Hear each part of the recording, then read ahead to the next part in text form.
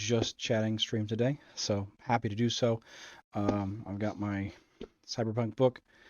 I've got my GM book, which is amazing. It was a gift from a friend. If anybody has any questions or wants to chat, I'm here.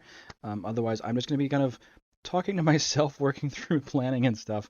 I've got technically 3 games to plan for this weekend, most of which I've already done a little bit of preemptive planning, where I kind of know where they're going, so there's not any questions there. But the Cyberpunk game especially is only session 2. I have a new player jumping in the morning. For the early the Cyberpunk's in the morning. I have a new player jumping into that. Uh, First time playing that game, but he's an experienced Cyberpunk player, so that's a little intense for somebody like me who's definitely more of a greenhorn when it comes to that game style. But he's a cool dude, and he's one of the guys I'm pretty blessed to call GM and a friend. So I'm looking forward to him joining. But I'm gonna go ahead and start that up. I do need to rename my tab, so I'm gonna do that real quick before I even do any of the other stuff. So either way, hi, and let's just have some fun. Who cares? Go ahead and change this to just chatting, and then that's fixed there. So now we know what's going on, and no one's gonna drop in and be like, "Hey, I thought you were doing this thing," and I'm not. There we go. That'll make it easier. So inverted the page color so that I could just, you know, be seen. Anyway, because it's inconvenient to bring piles and piles of paper to your game, especially when it comes to dealing with other people's characters. As a GM, I typically have I'll take a book like this that's about that. That's hard to see. Anyway, there you go. About that thick, a couple hundred pages, and I'll fill a third to a half of it with just general ideas and notes for the game. Try to organize them as best I can, and I'll bookmark them or earmark them or stuff like that, just so I have it there and I can access it pretty quickly. Oh, look at that! People are talking. Sorry, I apologize. I was fighting with getting things set up. Lass, if you want to complain about me sending you a novel, here's what I get. Yeah, you know that I gargle, Elena. But this is the gist. It is not safe for work in ways, but it's nothing like grotesque. But anyway, I need to make these. I need to make this list of NPCs so I have them all in one place. Because not only is there a list of she's got a list of her NPC band members at the end here, but then that's it. That's the list of NPCs, and then throughout all of this,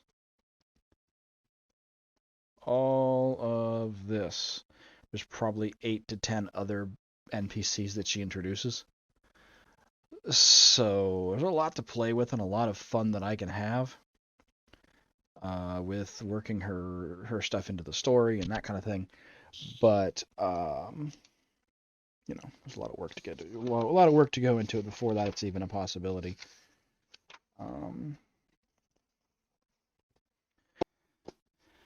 I made a character in one of my friend's Conan games, and I used this book. Let me see. And it is really no better than what she sent me.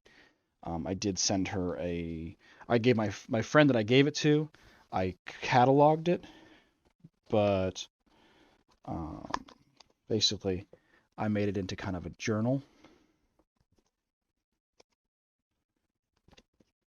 which included her character data.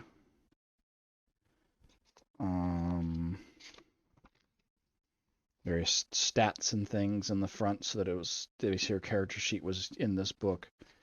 And then after that, I created in her handwriting journals that would catalog her life. So, and to give you an idea of how much that is, let's see here. Where does it stop?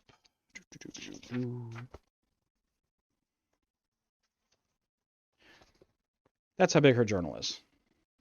You can kind of see. It's about a little over a third of this book. So, I could give you a novel if you'd like. Would you like a novel, Lass? I will provide you a novel if you wish.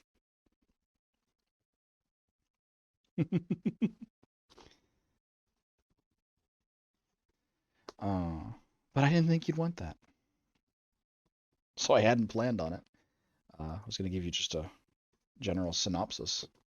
Which, to be honest, to pass. Oh, come on. It wouldn't be that bad.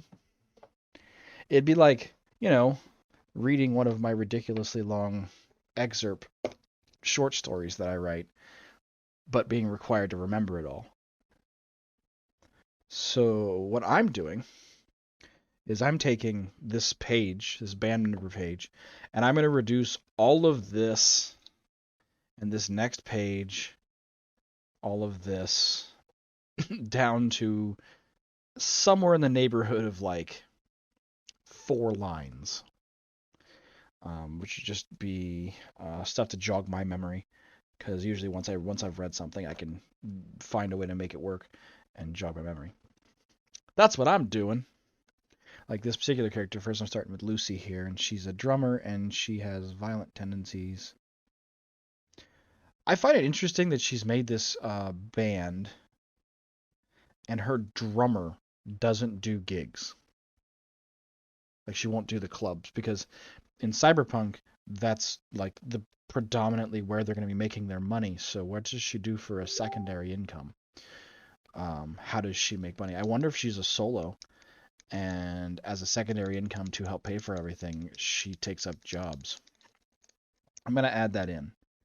I think it would be fun and fit her violent tendencies. That little tweak that I make, the player doesn't know. I've already talked to the player and let her know that I will be tweaking things on these characters to let her know that she does not get to run them or make the decisions for them outside of whatever her character might know. So in this case, Lucy is a solo, but she's a solo and she doesn't advertise to the rest of the band that she is one, which is an interesting thing, and it kind of gives that character a little more balance. Co-guitarist. This is coming from someone who doesn't know a lot about bands, I think, because that would be she'd actually probably have to be lead guitarist, because if she's not lead guitarist, then they don't have. She's lead guitarist and backup singer. She participates in all gigs. That was convenient. My nose itches like crazy. Jenny doesn't have a whole lot of volume to her, but I don't think she needs it. She is definitely more of a background thing, so I'm not gonna do too much to that.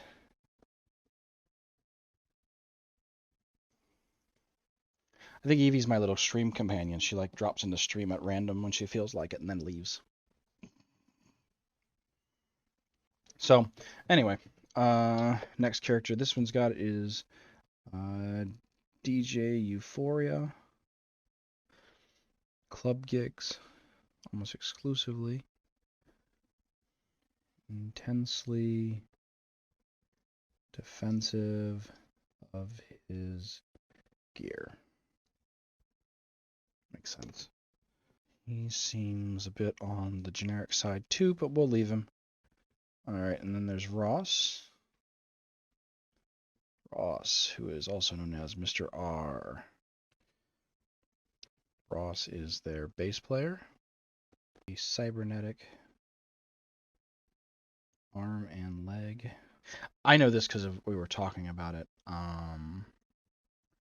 He also he's a retired solo, which means he was a mercenary essentially. And as a retired solo, he actually participated in the hit that was on Crimson's parents. So Crimson's parents, interestingly enough, Crimson's original parents were execs, and they were unloving. And at 7, Crimson ran away, and apparently they never found him. And he was picked up by a group of or by a pair of like hippie rocker boy people who just taught him the life, basically. But they were big time extremists as far as like fighting against the executives and the corporations and things like that. And one of their concerts got out of hand and turned into a riot. And that riot turned into causing a lot of damage and causing some permanent harm to a unknown corporation that they were fighting against, because this corporation does not have a name. And as a result, the corporation actually put a hit out on his parents, his adopted parents. And Ross here was one of the solos that was appointed to kill Crimson's parents. So it's an interesting little sidebar. It's to be decided whether or not this happened and Ross was the one that actually pulled the trigger, or I'm thinking, well, just in case my friend comes to watch, because there's a chance one or more of my players might drop in. I won't drop in what I'm thinking, but I have an idea for it. I'm going to write the note right now on what I want it to be, but I don't really want them to see it on the offhand chance, because this player in particular does struggle with meta knowledge sometimes. And she'll tell everybody that she's fine with that. So what I'll say is, I'll go ahead and write it down here.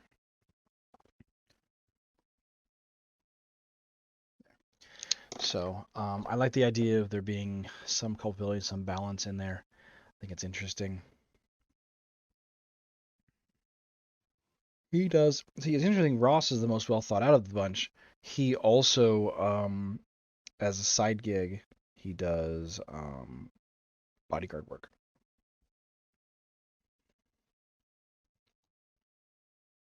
So, interesting there. And then Chris, who is the money man. Chris is completely not fleshed out. I think I want to make him a little overexcited. Write that down. And friendly. I think friendly works. I think making him anything unfriendly is just mean. And I've got plenty of things to play with other NPC-wise for this character that will be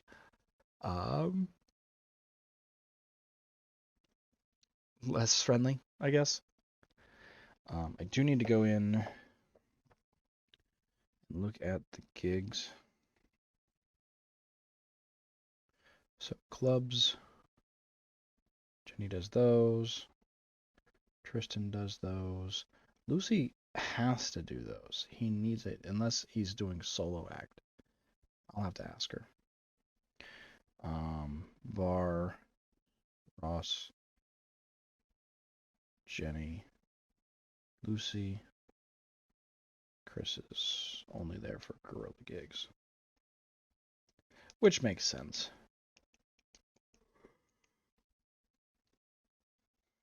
But everybody can occasionally show up to those guerrilla gigs. So there. Now I have a little bit of a chart to keep tabs on that, so it's all set up.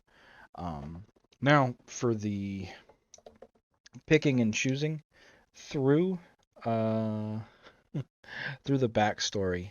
I reduced 39 pages to this,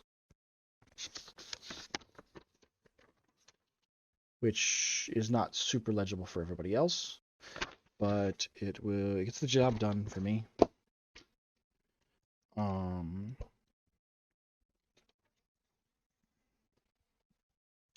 So we'll start with the Storm Reapers, or Storm Reapers? Yeah, Storm Reavers.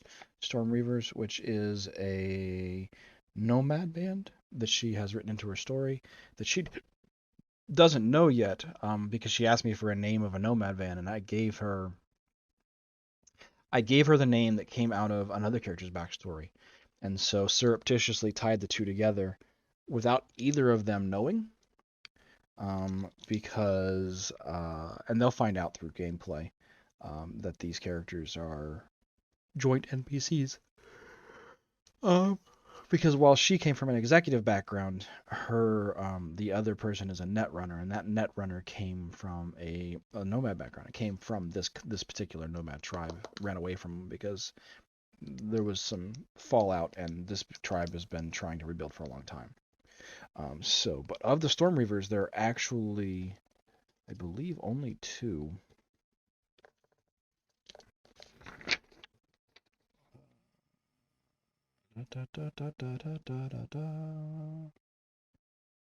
Yeah, Natasha and Toby are the two that she added. Natasha is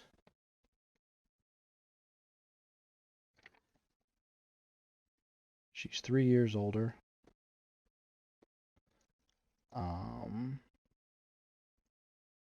She has feelings for Crimson, but will not act on them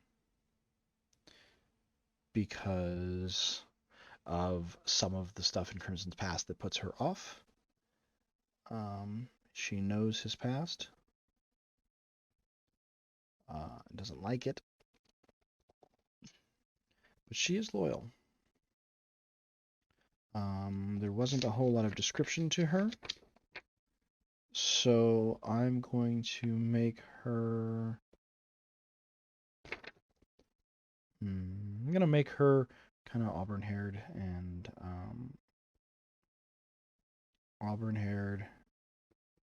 a little rounded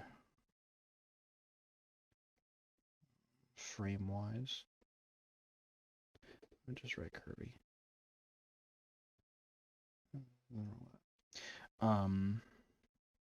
Because I think that in a lot of games you run into people that are like, oh, they all look the same, and every character is this svelte, skinny, 6'2" muscular dude, or this like 5'6" skinny, like well-dressed woman or whatever. And I understand everyone wants those fantasies, and I have no problem with player characters being that way. But NPCs I feel like should be varied.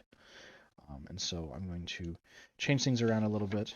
Of course, as usual, when a player writes an NPC into their background that is of the opposite gender, Crimson has slept with this character, and they actually slept together before she learned what was going on, and then during pillow talk, he told her his background, and it put her off a lot.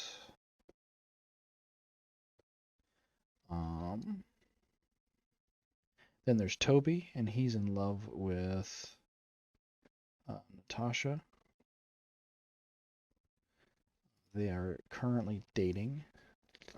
Toby is, from everything I can tell, a decent human being who is understandably not comfortable with one of his friends having, or two of his friends having had intimate relations and then continuing that, since the relationship that he has with Natasha is not an open relationship. They are committed to each other, and they don't sleep around or anything like that. So he is a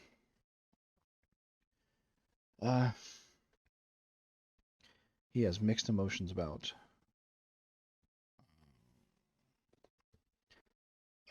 Crimson, and he is ashen.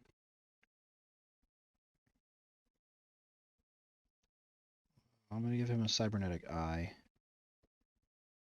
and ear, which I will flesh that out later as to why those things are a thing. But he lives the nomad life, which means he lives a rough life. I mean, every life in Cyberpunk is a little on the unfriendly side, but this gentleman will have had some encounters that have been less than friendly to him. Additionally, added on to the Storm Reavers are a pile of orphans who have names. Okay, so there is Nicole. Nicole is 10 years younger than.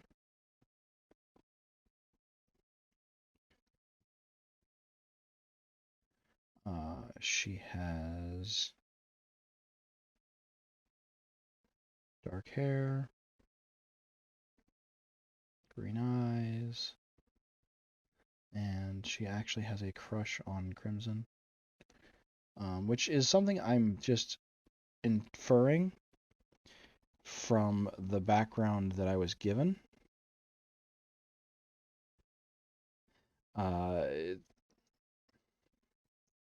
In the story that is as it is written, the little girl that he rescues is kind of almost a hero worship style feeling that she gives off. And that's cool, but it also means that there's some complications there because he doesn't reciprocate that. He looks at her as a child. And then additionally there is Jake. Jake from State Farm. Jake from State Farm is 6 years younger.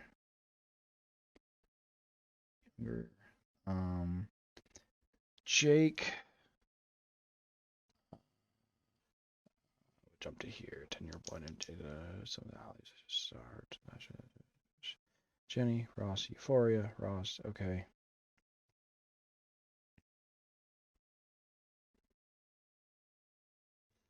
Jake is streetwise. He has brown hair, blue eyes. Let's say he is probably got a cybernetic hand. Again, we'll have to explain how that happened later. So there's Jake. And then after Jake, we have Brad. Brad is 9 years younger. Brad has blonde hair. I'll just go ahead and give him blue eyes too. Actually, you know what? I'm going to give him red eyes because I'm going to say he has a cybernetic eye enhancement. So that's that. We'll go here, go back in here, look up Brad to find him. Brad, and let's see. Jake's got a ton of lines. Brad is literally like mentioned, and that's it. And a boy named Brad. That's it. That's all we know. He found him. Brad has no personality, no nothing. And so I'm gonna say, oh, she changed his name.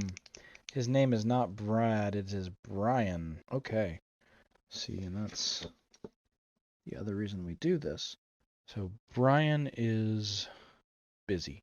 I don't know what Brian is. Brian is meek. Brian is meek, a scrounger, because he was found in a trash file. So I wonder if Brian here, he's lost parents to gang violence, which is kind of cool. It's a neat touch. What's really funny is the next NPC that we add here is going to be... Now, Liz is an interesting character because Liz, as with so many others, is a character that Crimson slept with him. It was a fan gone wrong. The fan turned stalker. Crimson slept with him, with her, and then God, they slept together a couple times. Crimson rejected her because Crimson rejected her. Liz is significantly augmented out. She has a lot of cybernetic implants to the point of being not even completely human anymore, and in the meta of the game, she has lost her actual humanity to the stat, and now is completely obsessed with Crimson, and either he will be mine or he will be mine or he will be no one else's type thing. My plan for her is to have her show up at some inopportune times. Probably have her behaving in that crazy jealous X way, the super crazy where she's killing off people Crimson sleeps with and things like that, just to make it, well, uncomfortable. So there's her, and then as an additional enemy that Crimson put, or that the person who Chris character put in, they also added a corpo that wants her name. I gave her a name because Crimson doesn't know his character's name or anything about them other than the fact that they took C prisoner and tortured and sexually assaulted. Works for, let's pick out a fun corporation for her to work for that'll be uncomfortable for Crimson. So the cool thing about this book is it's got like all these, can you see that? Yeah, kind of. Anyway, it's got all of these different corporation stuff in them, and it tells you like how many employees, where they're from, who's the chief officer, that kind of stuff, which in Cyberpunk is important, but in other games it's, less so. But I want to make this one, I think. So there's a corporation named Biotechnica, who is into genetic engineering, microbiology, and biochemical research. They are the good guys, essentially, corporation-wise. They're really, if there was one. Looks like they do a lot of like genetic manipulation and things like that.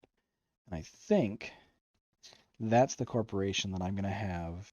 She works for Biotechnica, which means that all of her behaviors are in a little counter to the corporation. That gives the player a little bit of a leeway to have a way to kind of kick back against her, because she'll have a lot of power, but I don't want her to be this unstoppable force. I want her to be an inopportune thing. She is a fan and wants him for personal reasons. So there's that. So we have not created his parents yet.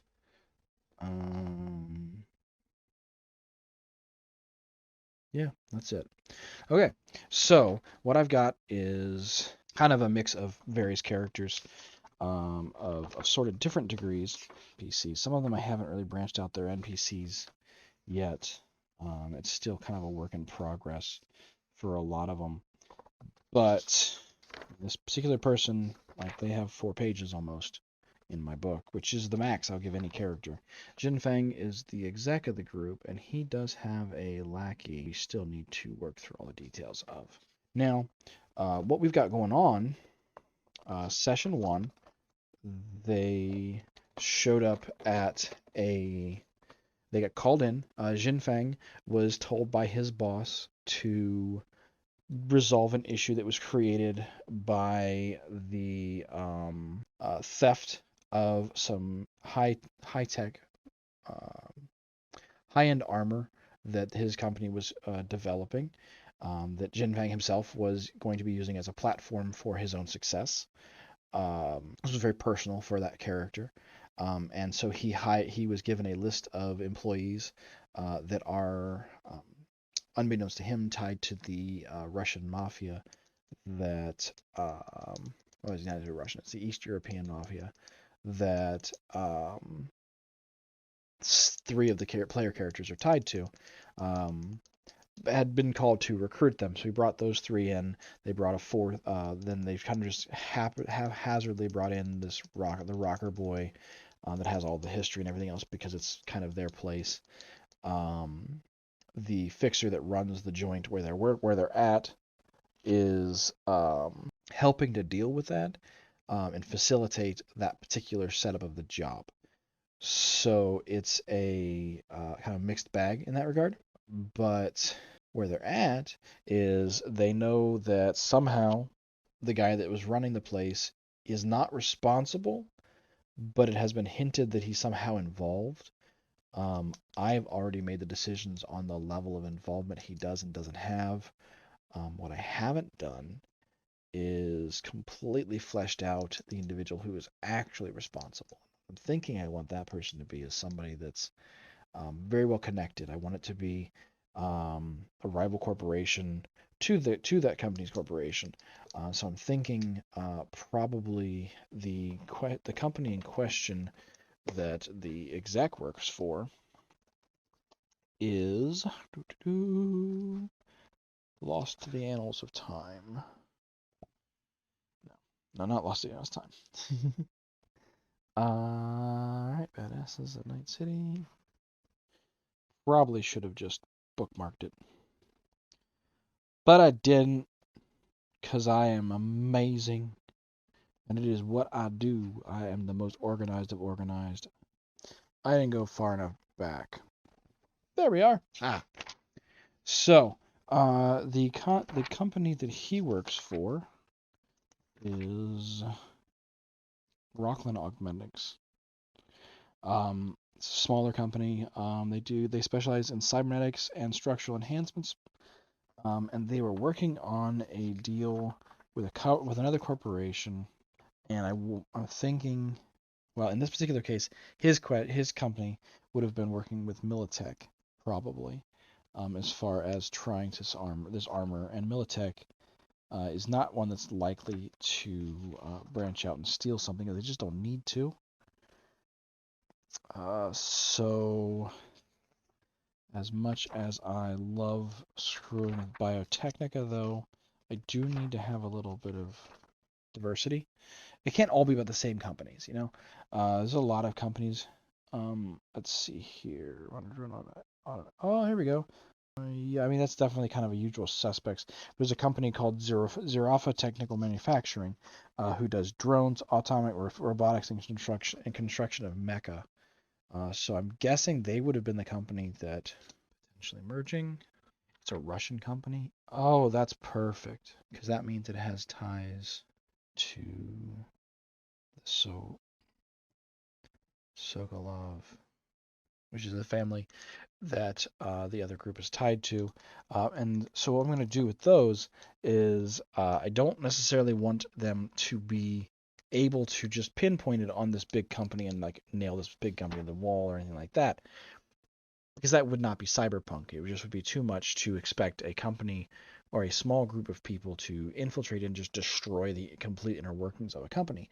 However, it absolutely makes sense that this is the company that stole that data by recruiting a netrunner. I think they've kind of been implicating Razor, the owner of the club that they're working with, and I think the reason they're doing that is because that personal netrunner has kind of a vendetta against Razor. I don't think that it's a matter of the corporation really wanting to mess with the fixer so much as it is that netrunner having a little bit of having his cake and eating it too. It's just too much to assume that it's all linked in an easy kind of interchangeable way. So I don't want every NPC they run into to be a threat all the time. Obviously, they're going to have some of that where it's cyberpunk, so clearly you have to deal with some of that. But there's a degree of kind of dealing with it, I guess. And so I'm trying to work through the whys of that. Just because it's nice to have a background. I like to have something to look at.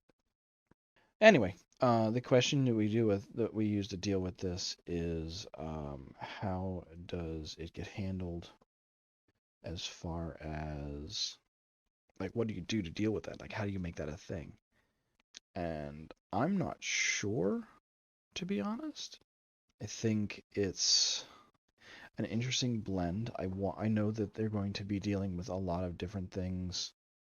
What we need to do is we need to tie them together, and then I need to have a general map.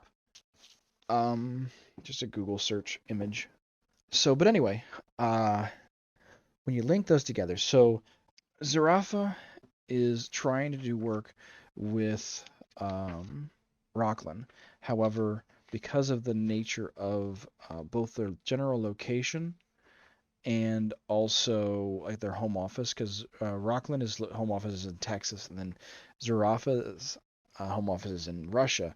There's some disconnect as far as language is concerned, and I think that on the higher end, both corporations are playing a game with each other where they're trying to make it work and trying to kind of steal the limelight, basically. So that's kind of an interesting idea. As far as the thought board, I'm kind of doing that on my notebook. I'm not super familiar with those online. I'm kind of making a little notepad to work through it all. Right. Well, it'd be kind of fun to have like a big board I could just sit in the behind and just kind of like map it out. That would be kind of fun too, to figure something out. That'd be a good thing to have for these sessions when I'm doing some planning, because while I am doing planning on this, it doesn't necessarily help anyone who's watching see what I'm talking about. So I'm going to say, yeah, well, the problem with Word is, one, the coloration is super bright and I'm super pale. So that causes problems. But then the other side of that is, I don't know how, I know that like Excel works, to where you could do something like that. I could do something to make it like bubbles where you can kind of pull out the bubbles and stuff. I have something like that on my phone, but it's not super conducive to something like this. Because the other side of it is too is that if I do it digitally, I have to rewrite it in pen anyway because I'm just too analog as a person. Probably would work though. I don't know. I'll look into it after the stream or next couple days or whatever, figure it out. But as it stands, I'm gonna say that Zarafa found out that Rockland was screwing them and took action. And that's how that led to that. That's what led to that. It was sort of a basic screw job. The plot or the character of the NPC, the character of the player character that is involved with Rockland is kind of actively trying to screw his party members. So it makes sense that he works for a corporation that's more than willing to do that. Plus it's Cyberpunk, and they're all kind of willing to do that anyway. But Zerafina has ties to that Zokolov mafia, which is why it's interesting that Rockland hired them. Now the question is, why would Rockland hire the Sokolov mafia? The answer is because they didn't know. So it shouldn't be the Sokolov mafia. I need to change the name to something else. I need a good strong Russian name. Ivankov. Let's use that. Let's use Ivankov. That's a good strong Russian name. The Ivankov mafia. And then the Ivankov Mafia is going to be kind of a standard group there. So I'm not dug too deep into what the Ivankov Mafia wants, other than power and the standard money that mafias want. So I'll have to dig a little deeper into that. But as it stands right now, what they definitely want is they want Zarafa to win this particular bout because they have a vested interest in Sokolov, who is one of their tie-ins. Sokolov being one of the secondary families, I'm going to say, tied to the Ivankov. So it's one of the companies they use to kind of wash their money and things like that. So I'm adding things to that corporation, but that's okay. You play with that anyway, right? Just got to do what you like to do. What we have here, so we have that.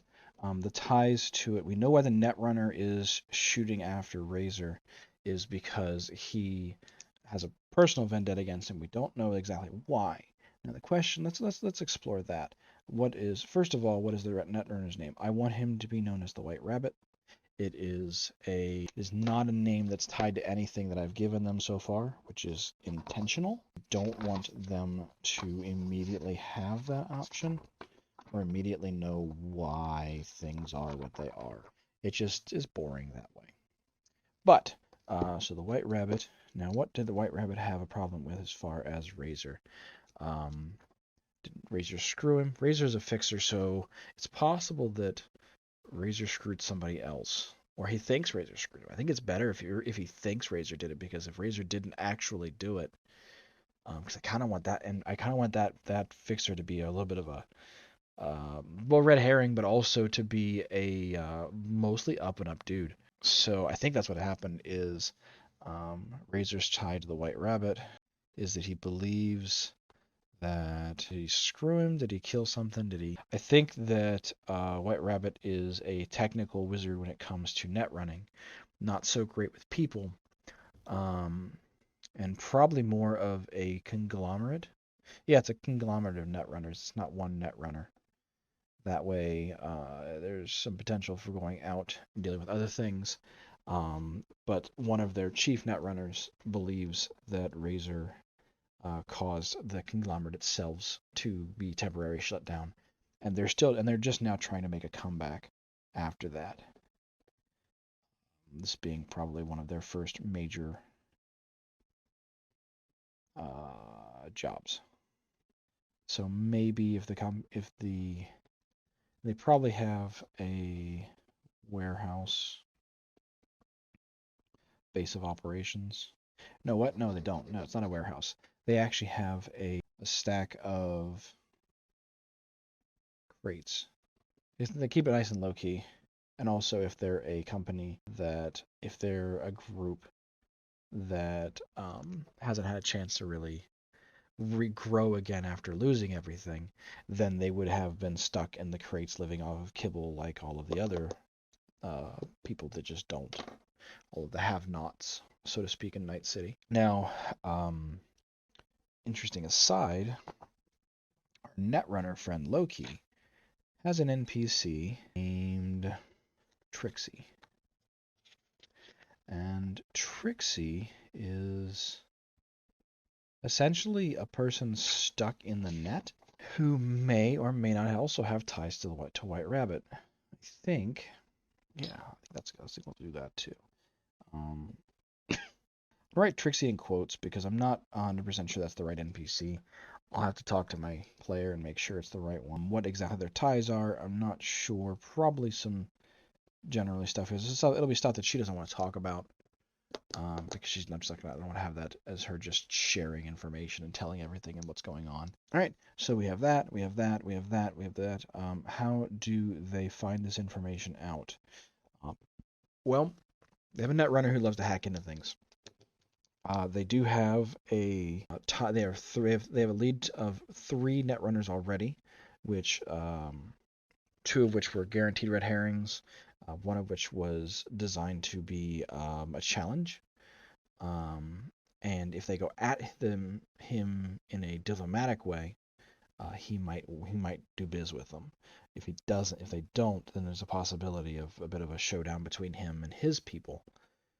And the group. So we'll see how they decide to handle that. Players, of course, often choose the blunt force trauma way of dealing with things. And we want that high impact, who's the bigger badass thing, because it is cyberpunk. But I want some intrigue on top of that because it's just me and it's who I do what I do. So I don't want it to be that simple. The person they're talking to does not have ties to White Rabbit, but what he does have ties to is he knows at least one member of White Rabbit and could put them on the path to figuring that out. To that end, the group will need to go to, the crates where White Rabbit is to determine what they have going on. As far as how they do that, do they have access to the data? Where did it come from? And kind of follow the trail of breadcrumbs. Of course, I always have to kind of think of other things they might be able to deal with. So if they choose to go another route and they choose to go a little more brute force, of course, if they're going after Razor, for instance, which they've already talked about doing, they have to deal with him, and there's a right and a wrong way to do it. They want to have a show off with the guy. He's a big, burly, retired netrunner, big kind of orc of a man, to be honest. Which when I designed him as an NPC, I kind of pictured him that way. It was kind of funny. I even gave him kind of a goatee and like a thick, kind of squared jaw, and he's a dude. He's a big dude. But anyway, he doesn't really like the job. He's retired and he wants to stay retired. He makes money. He makes money running a club and being the fixer. Lets people use his club for biz. So if they go after him, he's gonna kick the shit out of them. First of all, it's not going to be a friendly fight because it's fighting a fixer on his home turf is kind of like fighting. It's like kind of like walking into a mob boss's office and being like, "All right, you're going to give me what you want," and the mob boss has all of his peons and lackeys around him. It's like, no, I don't think you've got the leverage you think you do. And if anybody thinks that I'm going to let that NPC be a pushover, well, what fun would that be? I do want him to have a few NPCs they can push around or work with, as far as, and I think that when they get as far as the White Rabbit, they'll have some of those are just net runners that have like loved the idea of kind of your anonymous modern day version of kind of anonymous, where somebody's like, I'm part of anonymous because I don't like the way the status quo is, and so I'm bucking the system, and it's always like 12-year-olds, that kind of thing. Actually, to that end, I think it'd be really funny. Oh, let's do it. Yeah, let's do it. We'll have the member of White Rabbit that is known. His name will be Alistair. Alistair, and I need to do a little bit of momentary research here. Alistair Lewis.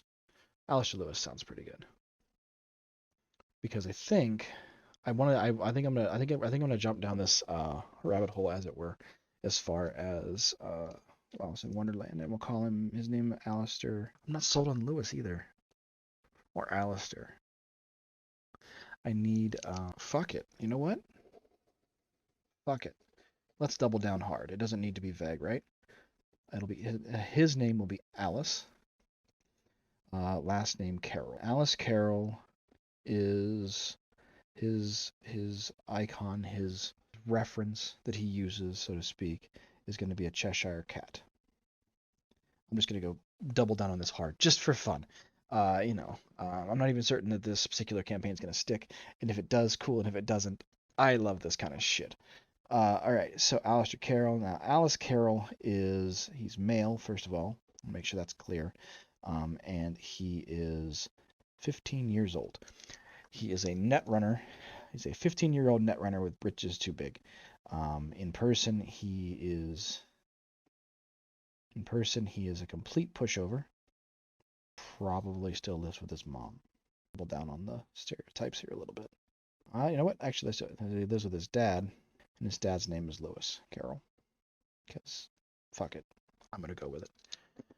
Now, Alice Carroll is going to be their primary source of information if they choose to pursue the White Rabbit lead. If they choose to pursue Barry, like Razor will point them that direction. The other hacker, which I believe I named him something really silly like the Silver Samurai or something like that, and just base it off. I named him the Silver Samurai. Pulled him straight out of a Marvel comic book. Because why not be tacky when you can be tacky? It is Cyberpunk. If you're not being tacky, you're not doing it right. So, all right. So we've got Alice Carroll, who is their info source through that. Do want to be able to have some encounters, so I think that White Rabbit will have a couple of satellite buildings, and if they choose to follow it, I think as an in-between, there should be kind of a warehouse or a combat zone scene where they need to find information to find Alice. So to that end, let's just keep sticking with the Alice in Wonderland theme, and we'll go with the March Hare. The March Hare is going to be a clothing boutique. It is a front for the White Rabbit, of course. And as such, as a front for the White Rabbit, it is heavily guarded. Probably want 10 tier tech tower defenses. And then probably, since this is where they get their, like you go in to order a specific item fuck it. You know what? To do business for haberdasher. Why the haberdasher? Because a haberdasher is a hatter. And it's just more fun to say. And also, it's a little less on the nose because I don't want it to be completely ridiculously on the nose on every point. So when they go to the March Hare, if they choose to do it in a peaceful way, they simply break in or they walk in and they can talk to the man behind the counter, who will, and if they get the pass, ask insert the password of and mentioning that they need to speak to the haberdasher about a pair of trousers. Something that no one would ever walk into a cyberpunk place and ask for.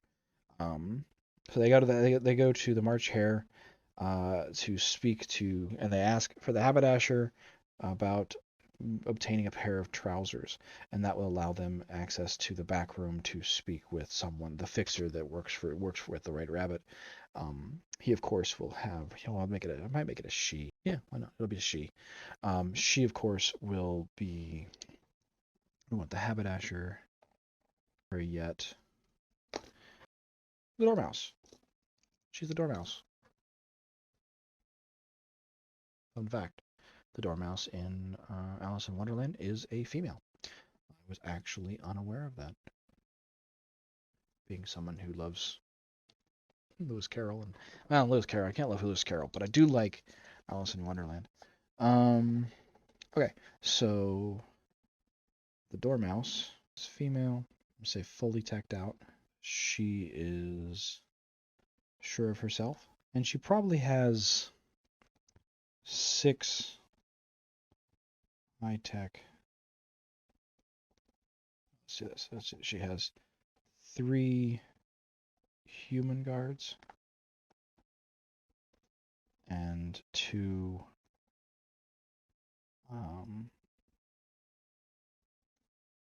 cybernetic ones. So dealing with the Dormouse, part of the haberdasher is there will be somewhere in the neighborhood of 15 affiliates. That way, if they do decide to go in guns a-blazing, blowing the place up, I've got plenty of people I can throw at them as far as like they can have their high-end combat.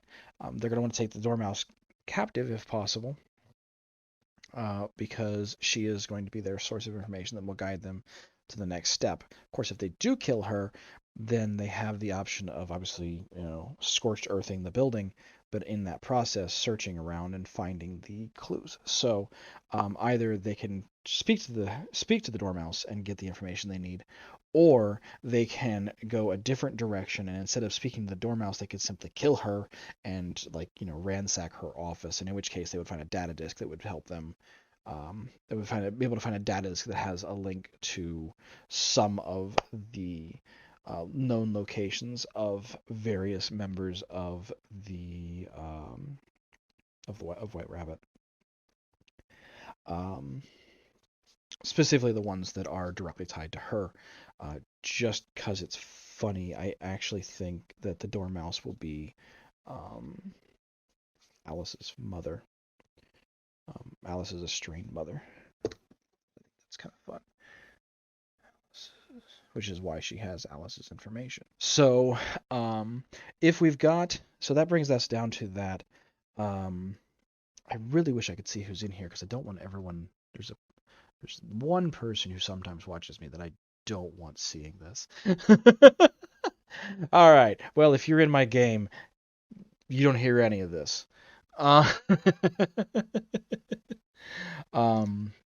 So there's that. That will lead them to kind of a thing. It's a 4-hour session Saturday. That's more than enough information to cover for a 4-hour session. It's actually more than enough information to cover for several sessions. Just the encounter at the March Hare is enough to run one session, depending on how they run it. If they super plow through it very quickly, there's of course the option of it not being a problem. But I think that's far enough for that. As far as those plannings. I just filled 3 pages. So that being said, let's go back to, I kind of want, I want to start off the next session with something high octane. And so I'm thinking I might have Liz from the Rocker Boys background show up. make things complicated, which means I need to roll up which means I need to create Liz, which means I need a character sheet because she's going to be a fully leveled character. 1 second. So, Jared, that's his name. Okay, cool. I'm going to go back over to the front page real quick. The exec's bodyguard. His name is Jared. So, don't always roll up or make characters full-on, full-fledged NPC. But this particular character, I want to have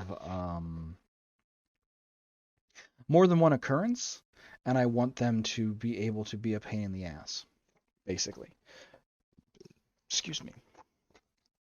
So I'm going to make her, her name, I'm just going to name her Liz. This would be the cyber psycho that is in the background of the Rocker Boys character. And she, just for fun, let's look and see, just because I want to see if I can do this. Oh, that's boring. I want something that's got something of a picture, and I don't have anything. Okay, well, that's not a thing. So, okay. All right, Liz. Liz, what are you doing? I need to do... I want to mark the page I'm using for where the corporations are that are specifically tied to all of this, because it'll keep things interesting. So, I'm going to build a character from the get-go, completely using the book, and then I will play with it after the fact as far as tweaking what is necessary, just because I want it to be a fully fleshed out character per the game's rules. The way that this book has it set up, there's actually a section of character generation where you can just kind of randomly roll everything, and I'm going to go ahead and do that just for fun, partially, to build this character. This particular one, we want to know what kind of solo. Options are bodyguard, street mafia, muscle for hire, corporate enforcer, corporate freelance, black ops, local vigilante for hire, and an assassin hitman for hire. Depending on what we roll. We rolled a 1. A 1 makes them a bodyguard. Liz would make a terrible bodyguard. A truly terrible bodyguard. So what I think I need to do is I'm going to do this. I'm going to switch it over to 2d6, and I'm going to roll it that way, just for fun. So there's a 3 and a 5. So our options are a corporate enforcer or a local vigilante. Yeah, let's make her a vigilante. I like that. Solo. So this is part of why I wanted to do this. It's because it helps me familiarize myself with the character sheet too, which is always good, given the givens. I'm going to write it in here. She is a vigilante. What kind of a moral compass has she got? Probably not a good one, but we'll roll it anyway. Roll 2. We got a 5 and a 4. Ruthless and profit-centered. It works for anyone. Take any job and money. Willing to build the rules and the law to get one. Let's go with ruthless. She's ruthless, which makes sense given the givens. Who's gunning for her? Who's she pissed off? It's pretty sure it's a 5, no matter what. Who has she pissed off? Oh wait, where does she operate? She operates specifically with one fixer, which makes sense too. Now I have a player who's joining on Saturday who might be making a fixer, and what I might do is have that character be a part of that. So once I think what I'll do is I'll finish running this character, and then I'm going to call it for the night, just because I've thrown a lot in, and I think I talk really fast when I do this, so it's fun and I enjoy it. And it's a little weird to do this talking to a camera. It's not quite the same as talking to a person, but I think it works out well for me because it helps me talk things out. So I'll be probably doing this more often. But anyway, so she's a fixer. She specifically only works with one fixer. That fixer, if possible, I will make the NPC fixer that the group has, just to tie them together and also make things a little more complicated because I like doing that. Because I'm a dick. Just ask my players. And now, who is she pissed off? Yeah, I like it. She's pissed off some corrupt lawmen. So we know who doesn't like her. She works for a fixer. She's made life complicated here and there. She's probably really good at her job, though, is the thing. All right, cool. So that's that. After we in character creation, after we actually skipped way ahead, way ahead. Pick a role, did that. I don't care about that. I'm not gonna worry about that. Run the life path. That's what we need to do. So let's run her life path. She is going to be. Let's roll it. It's a D10. We'll roll 2D10. I think I like this to give myself a choice. Keeps it random, but at the same time gives me the option. So she can be either Eastern European or Pacific Islander. I like Pacific Islander. I think that'll be fun. So we'll do Pacific Islander. Specifically,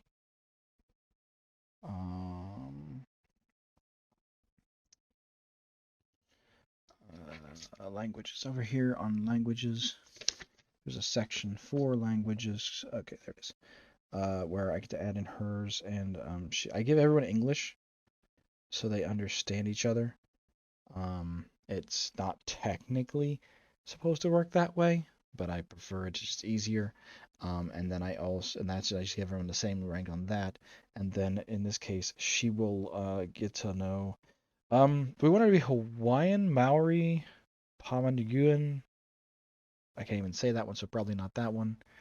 Or Tahitian. I'm gonna go Hawaiian. I'm picturing her as kind of a Hawaiian beauty before she tacked herself out. So she would have been attractive to begin with. This will work well with the character in question's morality. Next step is to choose her personality. We already know her personality to a degree, but we'll roll it just to see what comes up. Did I roll it? I did. It just said 8. Sneaky and deceptive. Ooh. You know what? I'm going with it. I like that. She's sneaky, deceptive, and I'm gonna add vengeful. Hi. What's that? Among Us. Oh. It is time. Oh, I see. Okay. Well, I am in the middle of making a character, but let me see if I can rush through what I've got here, and then I'll come join you guys, okay?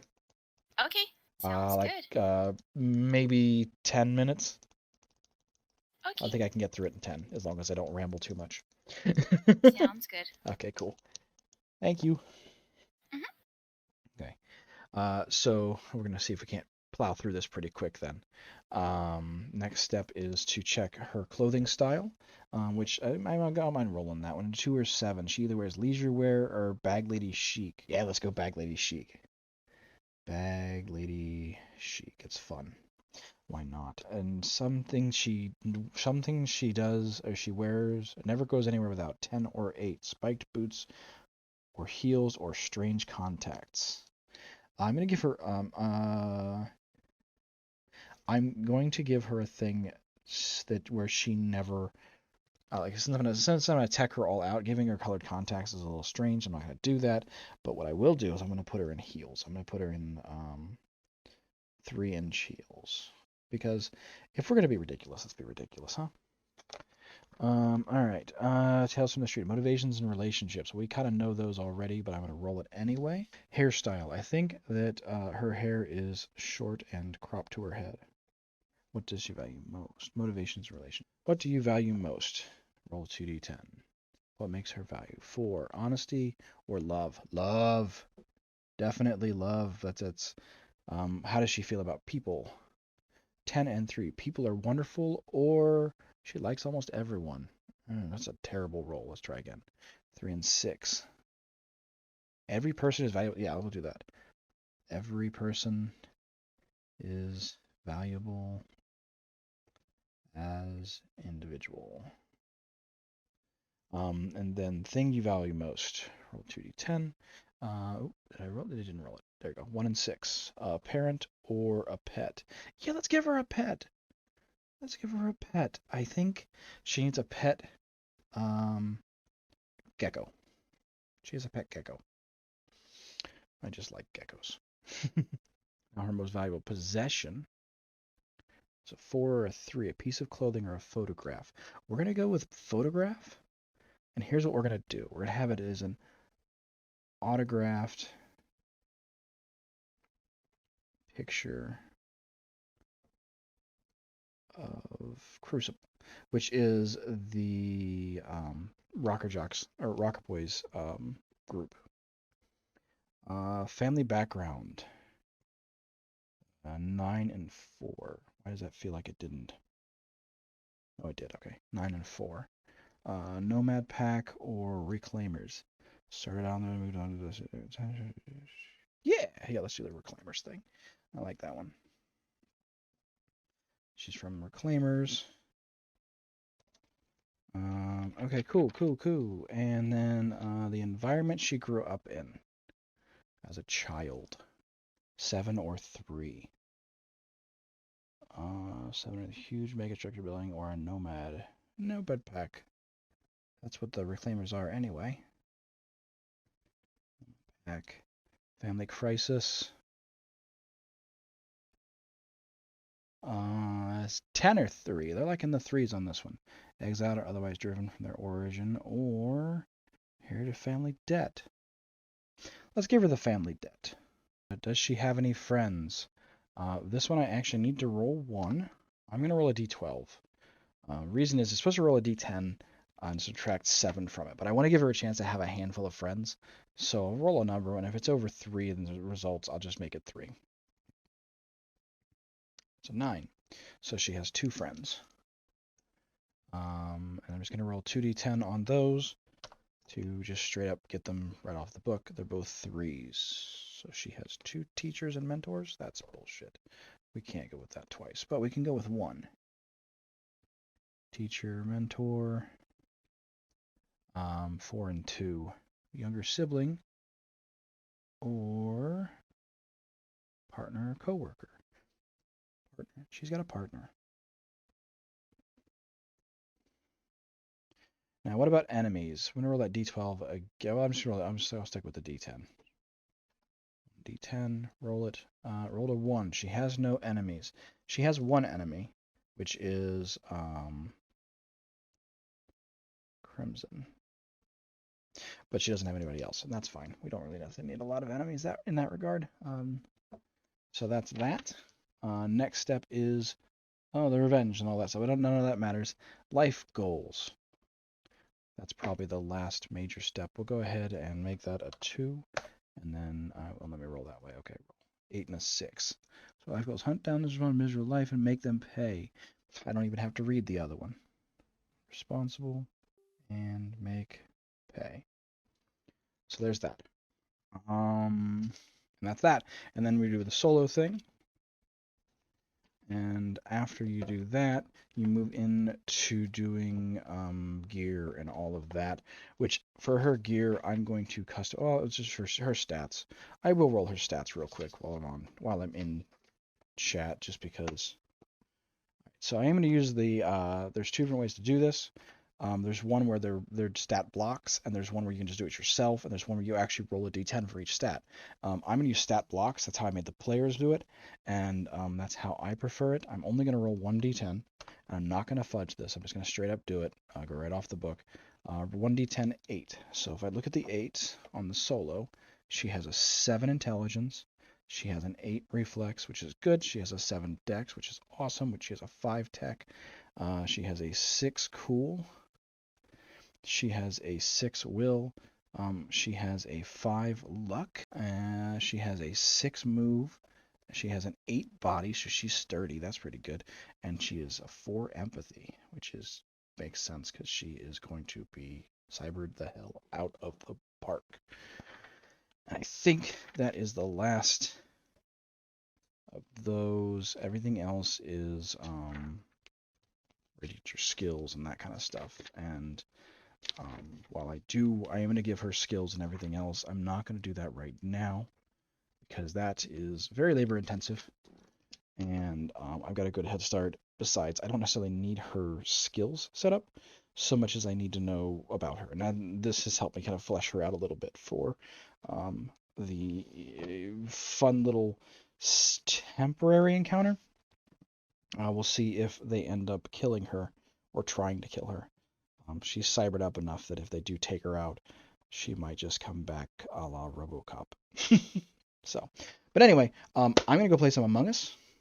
Let's see. Do I want? Let me see if. Yeah, I'm gonna go play some Among Us with my friends. This has been a lot of fun and very productive, and I look forward to anybody else joining. Next week, I probably will be covering more of this because I really want to put a lot of effort into building this world, and so there's going to be a lot more to build on, specific to other characters, specific to building on that. And of course, in between, I'll probably be building as well, and I might just do a little bit of a recap as far as what I came up with in between now and then to add on to it. But that being said, thank you all for watching. Hope you guys had some fun.